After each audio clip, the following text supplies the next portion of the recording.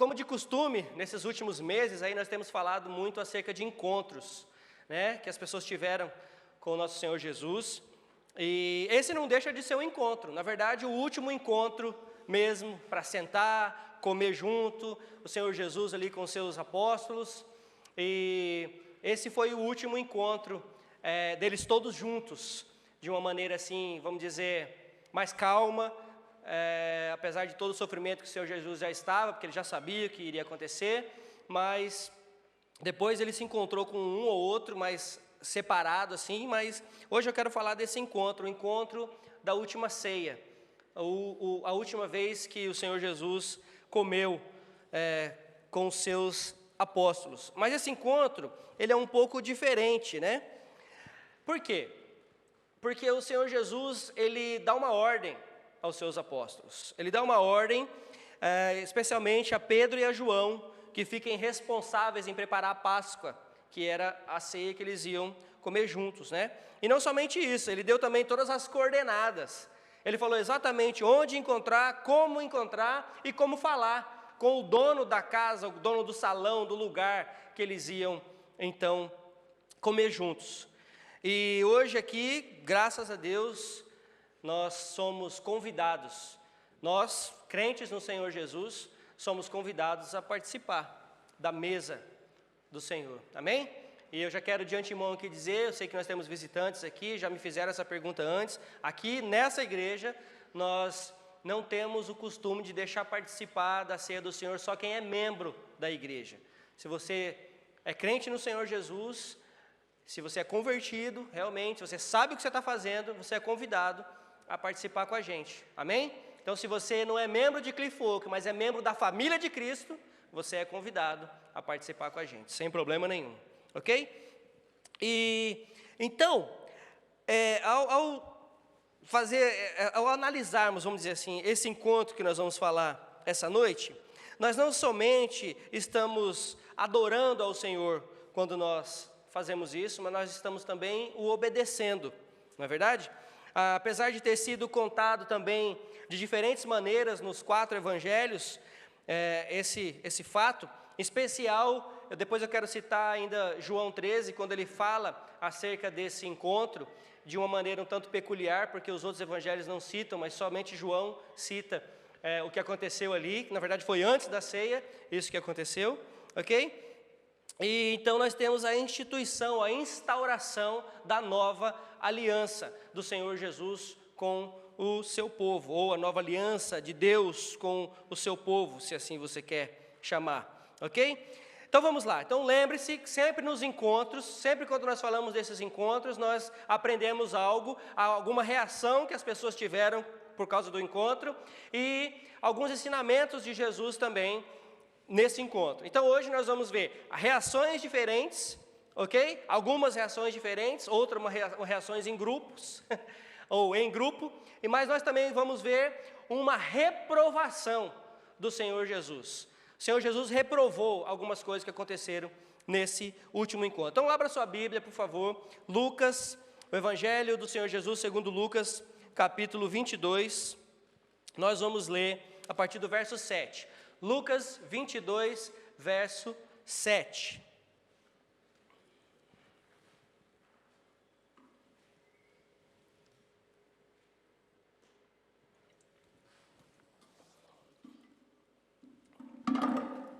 Cai não, meu copo novo, tá doido?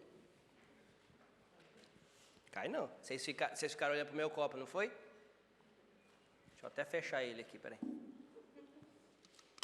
Não tem perigo. Lucas 22, 7, vamos lá. Finalmente, chegou o dia dos pães sem fermento, no qual devia ser sacrificado o cordeiro pascal. Jesus enviou Pedro e João, dizendo: vão preparar a refeição da Páscoa. Onde queres que a preparemos? Perguntaram eles. Ele respondeu: ao entrarem na cidade, vocês encontrarão um homem carregando um pote de água. Sigam-no até a casa em que ele entrar e digam ao dono da casa: o mestre pergunta, onde é o salão de hóspedes, no qual poderei comer a Páscoa com meus discípulos? Ele lhe mostrará uma ampla sala no andar superior, toda mobiliada. Façam ali os preparativos. Eles saíram e encontraram tudo como Jesus lhes tinha dito. Então, prepararam a Páscoa. Quando chegou a hora, Jesus e seus apóstolos reclinaram-se à mesa e lhes disse: desejei ansiosamente comer essa Páscoa com vocês antes de sofrer. Pois eu lhes digo, não comerei dela novamente até que se cumpra no reino de Deus. Recebendo o cálice, ele deu graças e disse: tomem isto e compartilhem e partilhem uns com os outros, pois eu lhes digo que não beberei outra vez do fruto da videira até que venha o reino de Deus. Tomando o pão, deu graças, partiu e deu aos seus discípulos, dizendo: isto é o meu corpo dado em favor de vocês. Façam isso em memória de mim. Da mesma forma, depois da ceia, tomou o cálice, dizendo: este cálice é a nova aliança no meu sangue, derramado em favor de vocês. Amém. Amém, Senhor. Obrigado mais uma vez pela Tua palavra. Obrigado, Senhor Deus, por essa celebração que estamos aqui essa noite prestes a fazer, Senhor Deus. Estamos celebrando não a sua morte, mas estamos celebrando a nova aliança, estamos celebrando a Tua ressurreição, Senhor Deus. Obrigado, Pai.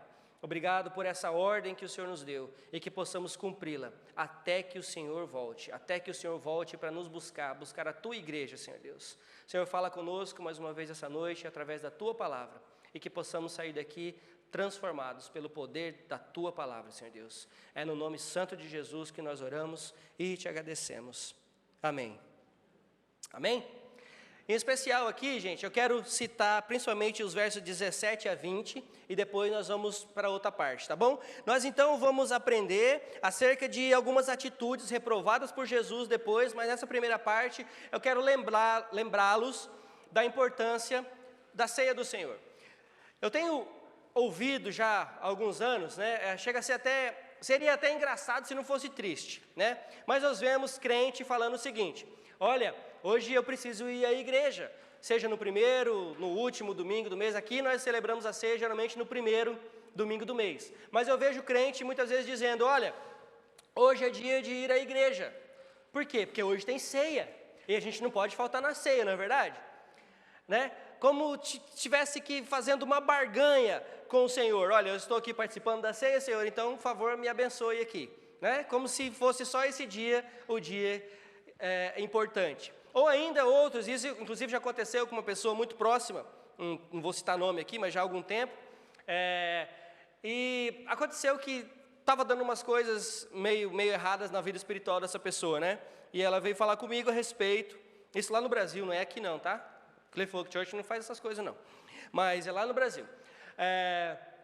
Então essa pessoa veio falar comigo, falando assim: rapaz, eu não sei o que está acontecendo na minha vida espiritual e na minha vida financeira, porque eu sou fiel, eu dou o dízimo todo mês, eu não vou na igreja, também não precisa, né? Mas meu dízimo está lá. Eu falei: rapaz, eu acho que tua vida espiritual está mesmo errada, tem alguma coisa mesmo muito errada. Então, para vocês só entenderem o contexto onde eu quero chegar, é onde, na verdade, o coração das pessoas estão, quando elas pensam no favor imerecido, que é a graça que nos salva, e quando elas pensam que elas merecem alguma coisa ainda de Jesus, como se eu pudesse barganhar com Cristo para poder obter algo em meu favor, como se eu pudesse bater no peito e dizer assim para Cristo: olha, eu venho no culto uma vez por mês para tomar a ceia, por que eu não estou sendo abençoado? Olha, eu tenho dado o dízimo, tenho dado minhas ofertas, por que eu não estou sendo abençoado? O que está acontecendo afinal? Então, além disso, ainda tem aqueles que gostam de, a gente brinca lá no interior, gosta de bater no gogó e falar assim: eu sou bom, eu sou melhor que você. E essas atitudes são extremamente reprovadas por Cristo. Nos 4 evangelhos nós vamos ver histórias de que ele reprovou religiosidade, ele reprovou soberba, ele reprovou quem é maior do que quem, ele reprovou todas essas coisas. Ok? Então vamos lá. Então, primeiro, símbolos do pacto. Nós estamos falando aqui do pacto da nova aliança de Cristo, ok? Com o seu povo, nós, ok? Jesus, então, ele está dizendo que O pão e o vinho agora são símbolos, esses dois elementos, nós compartilhamos, nós contemplamos o corpo e o sangue de Cristo, e é pela fé, somente por ela, que nós somos beneficiados. Por quê? Porque pela fé é que nós entendemos o que aconteceu na cruz do Calvário, o que o pão simboliza e o que o suco da vide simboliza, ok? Para nós, salvos em Cristo Jesus. Então é só pela fé que nós conseguimos entender essas coisas. Ponto final, ok? Ponto final, né? Tem alguns que pensam que existe algum sobrenatural, espiritual aqui, ok? Eu diria que não está totalmente errado, porque sim, existe aqui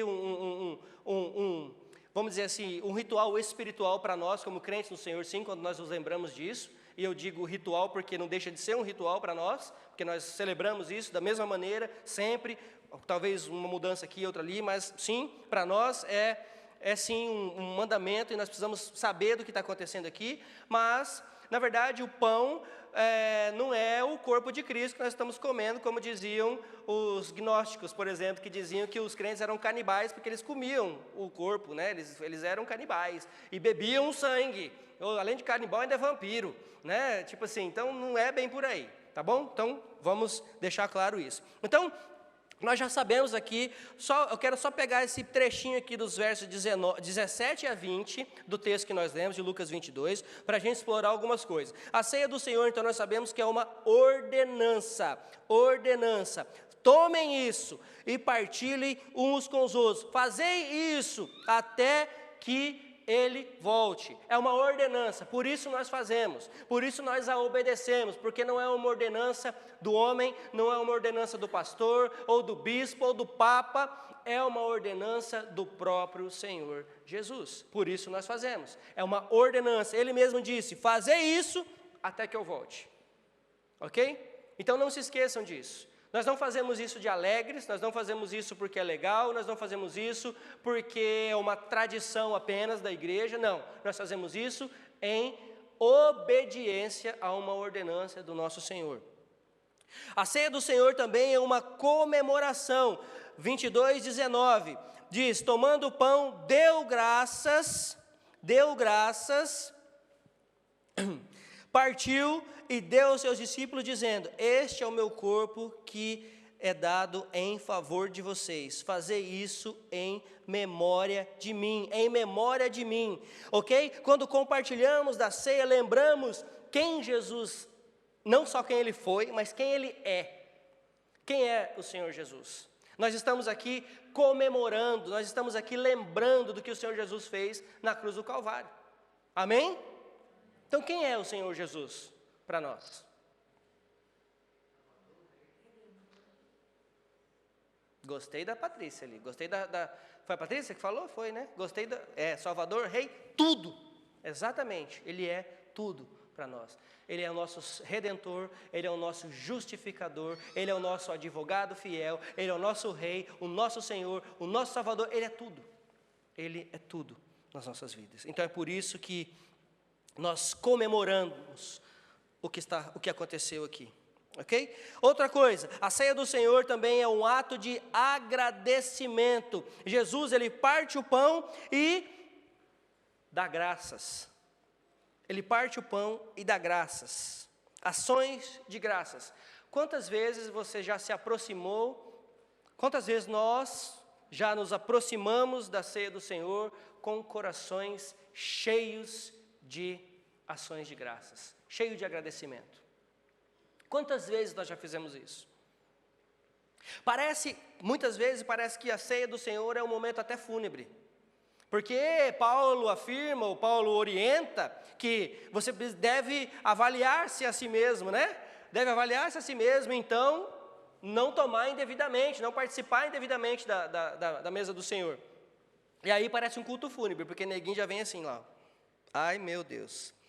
Para quem que é que eu vou ter que pedir perdão? Para quem que é que eu vou ter que perdoar? O que será que eu fiz? Senhor, som do meu coração. Eu sou pecador mesmo, deixa eu sentar e não vou tomar ceia não. É isso que Paulo fala? Paulo não diz isso. Paulo não diz assim, olha, você, pobre pecador, como somos mesmo, Então você se avalie, você peça que Deus sonde o seu coração, avalie a si mesmo, ok? E vê se tudo bem. Não está tudo bem? Então não tome. Não é isso que Paulo diz. Paulo diz, avalie a si mesmo, põe as coisas direito, peça perdão pelo pecado, peça perdão, se humilhe mais uma vez debaixo da mão poderosa do Senhor, então venha e participe. Então nós precisamos também prestar atenção a essas coisas. Por isso que eu estou dizendo que parece até um culto fúnebre, né? Porque às vezes vem chorando, vem rastejando, vem, pega, volta, ou então vai, abraça, beija. Que bom que isso acontece, mas nós devemos vir aqui com corações cheios de alegria. Nós devemos participar da ceia do Senhor, celebrando não só porque Ele morreu, celebrando não só porque Ele ressuscitou, como se eu pudesse falar só porque Ele ressuscitou, mas porque Ele está vivo e vai voltar, porque Ele mesmo prometeu. Ele falou, faça isso, ele diz, faça isso até que eu volte. Faça isso até que eu volte. E Ele disse que vai voltar, e Ele é fiel para cumprir, amém? Então por isso que nós temos que nos achegar aqui com corações gratos, porque Ele vai voltar para buscar a sua igreja. E Ele diz aqui na palavra que nós acabamos de ler, que daí então Ele conosco, mais uma vez, vai celebrar. Amém? Essa menina olhando para mim com esses olhos azuis, gente, até me desconcentra. Está prestando atenção. Então nós sabemos que a ceia do Senhor é ordenança, é comemoração, é agradecimento. A ceia do Senhor é comunhão. 22:19, este é o meu corpo dado em favor de vocês. Pegue, tome, compartilhe. É comunhão com o Senhor Jesus, é comunhão com o nosso Salvador e é comunhão entre os irmãos. É comunhão porque nós fazemos isso em assembleia. Nós fazemos isso como crentes no Senhor Jesus, nós fazemos isso como povo escolhido, como santos no Senhor. Nós partilhamos da ceia. Claro que houve momentos durante a pandemia que nós precisamos fazer isso em casa, só com a nossa família, ou quem não tem família fez sozinho, mas houve ali um momento de comunhão, com o Senhor, houve ali aquele momento. Apesar de não gostar disso, de não posso dizer concordar, mas eu não gosto muito. Eu prefiro que seja assim, como tem que ser, como igreja reunida, alegres, felizes, jubilantes, amém? Porque nós estamos juntos, em comunhão uns com os outros e em comunhão com o nosso Senhor. E a ceia do Senhor também é uma garantia. Garantia do quê? 22:20. Da mesma forma, depois da ceia, tomou o cálice, dizendo, esse cálice é a nova aliança no meu sangue, derramado em favor de vocês. Garantia de uma nova aliança. O sangue da nova aliança nos remete à promessa de Deus lá em Êxodo 24. A promessa de Deus em Êxodo 24, lembram-se? A primeira Páscoa, não é isso? O que aconteceu ali? O Senhor prometeu que aqueles que passassem o sangue do Cordeiro nos umbrais da porta, o anjo da morte ia passar e eles não seriam atingidos. Eu estou aqui só resumindo, tá? Então ali, foi uma aliança de Deus com o povo. O Senhor Jesus agora instaura a nova aliança. Não precisa mais de cordeiro, não precisa mais de sacrifício, não precisa mais dessas coisas, porque agora eu estou me dando em sacrifício em favor de vocês, para salvar ou para perdoar os seus pecados. Lá então, e aqui e agora, ainda hoje, mais de 2000 anos depois, o Senhor Jesus ainda faz essa aliança conosco. Então é uma garantia, e garantia do que mesmo? Da nossa salvação. Garantia da nossa salvação, do perdão dos nossos pecados. Essa é a garantia. Jesus então inaugura a nova aliança pelo derramamento do seu sangue. O Cordeiro imaculado de Deus, sem pecado, perfeito. Agora, então, não somos mais aceitos por Deus por aquilo que fazemos. Somos aceitos por Deus por aquilo que Cristo fez em nosso favor. Somos justificados. Somos aceitos, de novo, a família, agora estou falando da humanidade. Somos aceitos de novo por Deus, porque Deus agora, Ele quando olha para mim e para você, Ele enxerga Cristo. Porque Ele morreu em nosso lugar. Ele nos justificou. Ele nos salvou da morte eterna. Ele nos salvou da ira de Deus. Ele nos separou. Ele virou para mim e para você e disse: agora você é meu. Agora você é meu. E nós precisamos ter certeza disso, gente. Nós precisamos entender o que isso significa. Porque parece que nós sabemos que hoje nós somos de Cristo, mas não vivemos como se fôssemos de Cristo. Então nós precisamos entender isso. Então, dito isso, esse aqui foi a introdução, tá? Estou brincando, não é não.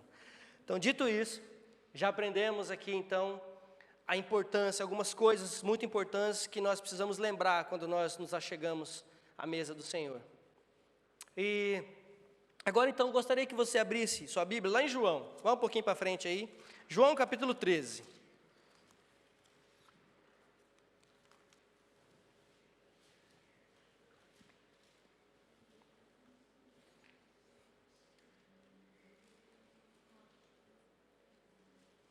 João capítulo 13. Vamos lembrar o seguinte, vamos contextualizar aqui. Isso aqui, relatado em João, aconteceu antes da ceia, tá bom? Antes da ceia. Antes deles sentarem para comer. Claro que o Senhor Jesus só iria lavar os pés, lavar as mãos do discípulo, antes, como era de costume.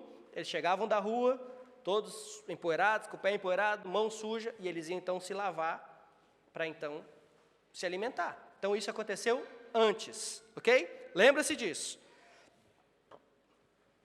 João 13.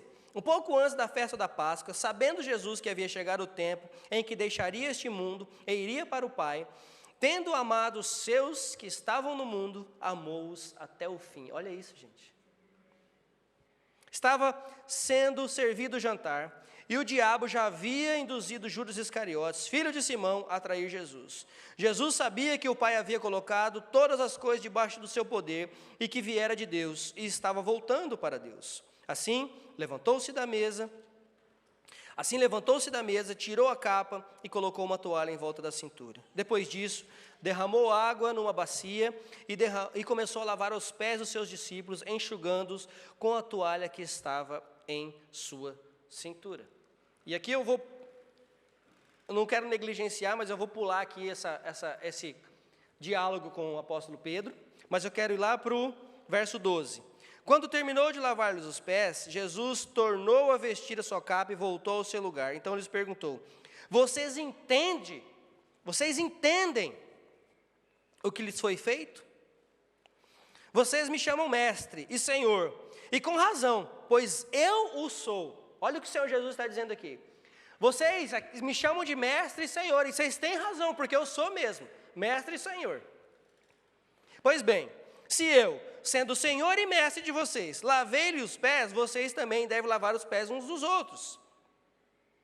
Eu lhes dei o exemplo para que vocês façam como lhes fiz. Amém? Ok, então isso tudo aconteceu antes da ceia. E aqui é onde eu quero falar da reprovação de Jesus. Então, vejam bem, imaginem a cena agora contada por João. Vocês já sabem disso, estão cansados de saber que o papel de lavar os pés, de lavar as mãos de quem chegava para comer era de um servo, de um escravo. Do mais humilde dos servos da casa era esse quem fazia esse papel. Ok? E o Senhor Jesus então disse: bom, vocês dizem que eu sou Senhor e Mestre, mas eu estou fazendo isso que outro deveria fazer. Então eu estou dando um exemplo para vocês. Não é isso?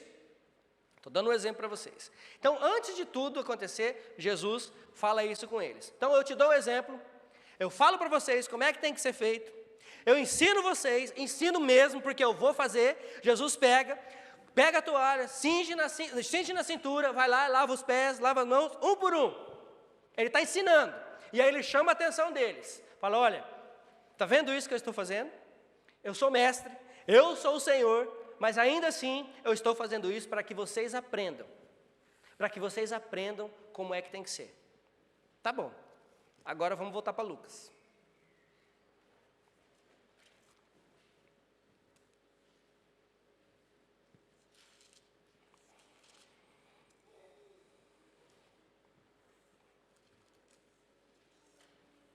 Voltaram para Lucas?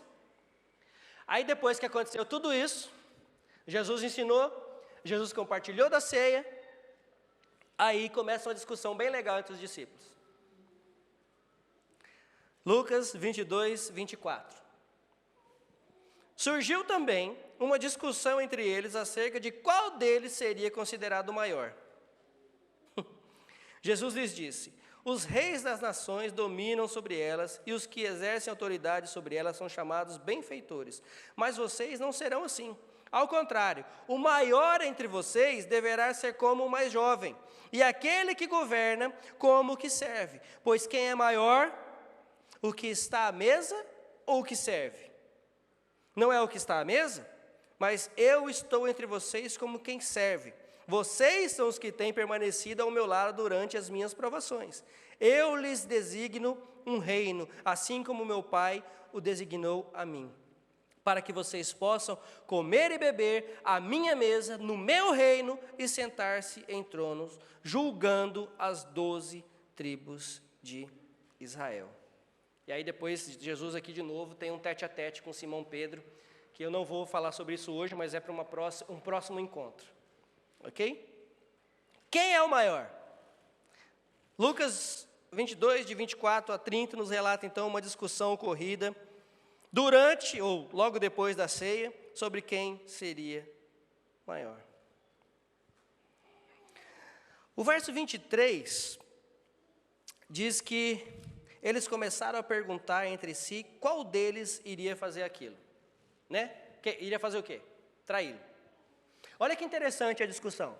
Olha, veja bem, eu não aqui estou olhando para essa situação com olhos de juiz. Eu não quero aqui julgar o que foi feito. Aqui eu quero passar para vocês a atitude que o Senhor Jesus condenou. Por quê? Porque se fosse eu e você lá, teria feito exatamente a mesma coisa. Exatamente a mesma coisa. O Senhor Jesus fala, o Senhor Jesus fala, alguém vai me trair. Adivinha? Aí começa aqueles olhares desconfiados, né? Começa um a olhar para o outro, fala, tô achando que é você. Ou então fala, eu que não sou chegado, ando com ele. Ou então, será, Senhor, mas os 12 estão aqui? Os 12 que o Senhor mesmo escolheu, um, a dedo. O Senhor mesmo escolheu e, né? Mas não foi isso que aconteceu. Então, não olhem julgando, não entendam essa história julgando, porque se fosse eu ou você, nós faríamos exatamente a mesma coisa, se não pior. Já tinha pego Judas ali, já tinha dado um couro nele ali mesmo. Não é verdade? Para evitar a fadiga. Não é? Porque é assim... Não é isso? Então, vamos lá. Então, Lucas faz aqui um relato interessantíssimo. Eles começam aqui a discutir. Mas vejam que o Senhor Jesus, no texto que nós lemos, ele diz que ele fez, está fazendo essas coisas por causa, não dele mesmo, mas por causa de nós todos, certo? Então, eu quero que vocês pensem comigo acerca dessa situação toda. Você está ali sentado junto, está à mesa, e aí acontece uma discussão dessa. Qual seria a sua reação? Qual seria a sua reação?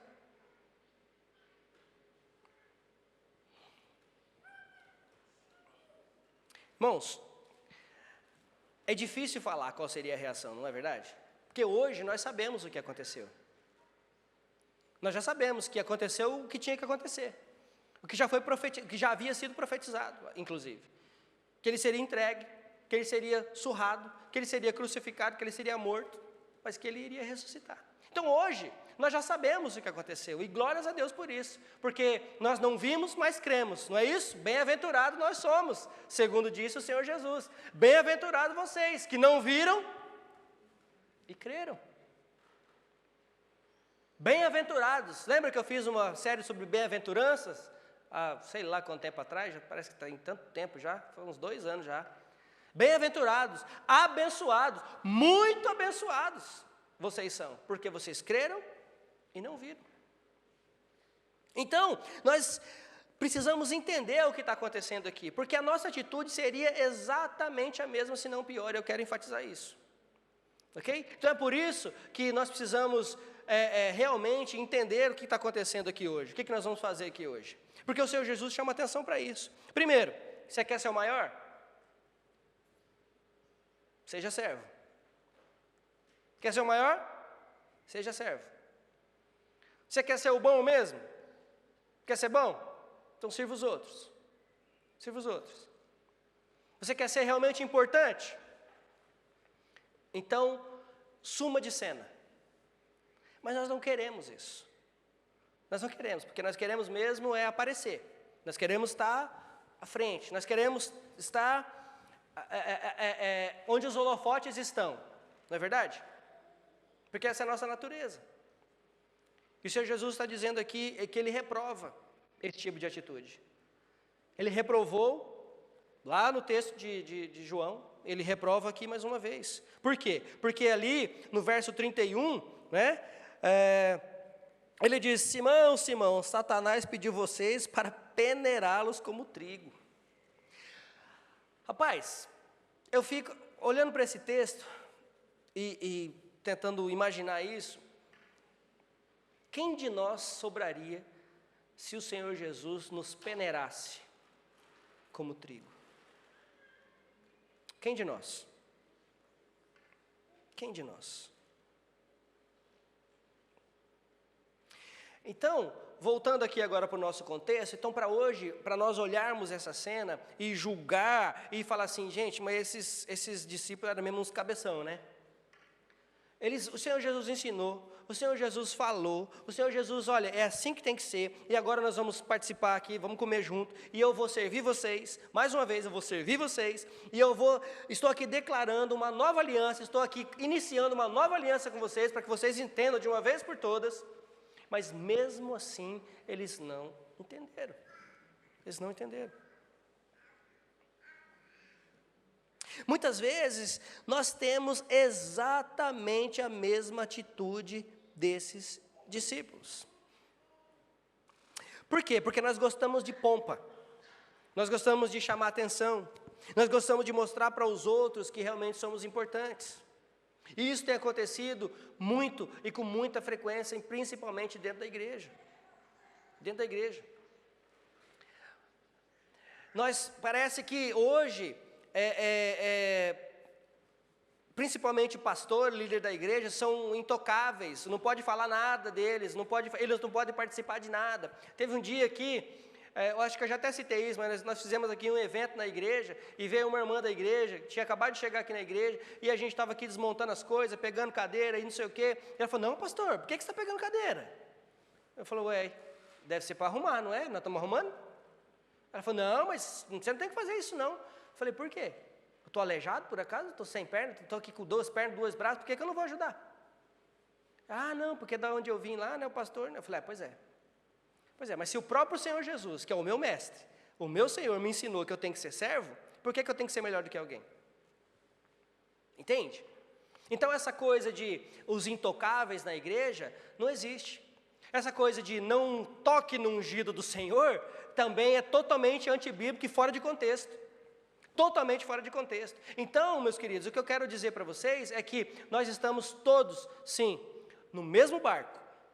Nesse sentido, nós estamos todos, sim, no mesmo barco. E quem comanda esse barco não é o pastor, o bispo, o apóstolo, é o Senhor Jesus. Só Ele, somente Ele. Temos diferentes funções porém ninguém aqui é mais importante do que ninguém. Amém? E que isso fique claro. Que isso fique claro de uma vez por todas. Porque é isso, exatamente esse tipo de comportamento, exatamente esse tipo de ensino que o Senhor Jesus reprova. E o pior disso, essas pessoas ensinam isso no nome de Jesus. E diz que a Bíblia diz o que a Bíblia não diz. Ou a Bíblia até diz, mas eles colocam fora do contexto. Então não. Nós não somos bonzinhos, nós não somos melhor do que ninguém, nós não estamos aqui para ser servidos, não. Nós carecemos sim da graça de Deus e da misericórdia dEle todos os dias, nós estamos aqui para servir uns aos outros, para nos ajudar e crescer juntos. Isso é a igreja. Amém? Então que nós possamos aprender essa coisa que o Senhor Jesus reprovou, e não só aqui, mas em vários momentos. Religiosidade, então. Tem tanta gente batendo no peito e arrotando uma santidade que na verdade não tem, que não existe. Hoje o Trevor falou sobre isso um pouco, sobre não adianta você ou eu queremos esconder quem realmente nós somos perante Deus, porque Ele sabe, Ele vê, Ele conhece todas as coisas. Ele é quem vai julgar, é Ele quem vai separar. Então, do que adianta nós ficamos aqui achamos que enganamos um ao outro e achamos que estamos nos enganando, e pior, achamos que estamos enganando a Deus. Então, a pergunta aqui para eu encerrar essa linha de pensamento, e eu vou continuar a falar sobre isso, tá bom? Vou continuar a falar sobre esse encontro aqui depois. Mas o que eu quero que fique é, primeiro, hoje, a importância do que nós vamos fazer daqui a pouco, o que realmente significa isso, e as atitudes que eu devo ter e que eu não devo quando eu me aproximo da mesa. Eu tenho que ter um coração grato, um coração contrito, um coração cheio de misericórdia, um coração de servo e um coração de salvo. Amém? E qual é a atitude que eu não devo ter? Um coração cheio de soberba, um coração cheio de achar que eu sou melhor do que alguém, um coração cheio de mágoa, um coração cheio de raiva. Essas são as atitudes que o Senhor Jesus reprova. E Ele não parou por aí. Os versos 29 e 30 do capítulo 22 nos diz o seguinte: Eu lhes designo um reino, assim como meu Pai o designou a mim, para que vocês possam comer e beber à minha mesa, no meu reino, e sentar-se em tronos, julgando as 12 tribos de Israel. Essa é a recompensa dos santos. Essa é a recompensa dos santos. Amém? Que nós possamos então nos aproximar agora. Nós vamos cantar uma canção e nós vamos nos aproximar, claro, ainda precisamos fazer de maneira diferente, fileira por fileira, eu vou chamando, vocês vêm aqui na frente, pega um waferzinho, que é o que nós estamos usando aqui por enquanto, para não ter que ficar manuseando nada, e o cálice, volta para o seu lugar. O cálice, ele é de plástico, depois que você tomar, você pode, depois no final, você joga no lixo, ok? Assim que você pegar, eu gostaria que você voltasse para o seu lugar e segurasse os elementos com você. Depois nós vamos orar pelo pão, orar pelo cálice, e aí a gente pode cear juntos. Pode ser assim? Ok? Então vamos só orar antes da gente... O Ministério de Louvor pode vir já se colocando aqui, apostos. Vamos só orar.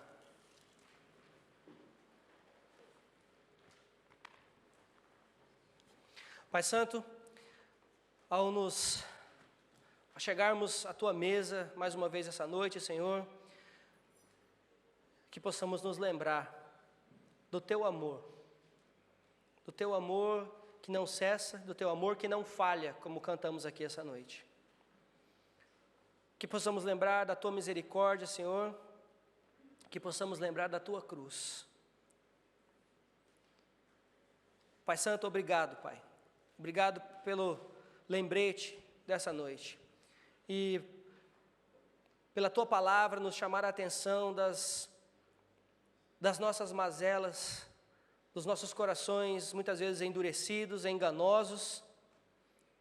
Ó Pai, que possamos verdadeiramente nos achegar diante de Ti, com corações contritos, humildes e gratos, por tudo que o Senhor fez, por tudo que o Senhor ainda está fazendo, Senhor, em nosso favor. Pai, obrigado pela cruz, obrigado pelo Teu corpo, pelo Teu sangue derramados, entregues em favor de nós. Nós louvamos a Ti quando estamos aqui participando da Tua ceia. Nós obedecemos ao Senhor e esperamos, jubilantes, até que o Senhor volte. Muito obrigado, Senhor. É no nome santo de Jesus que nós oramos. Amém. Amém.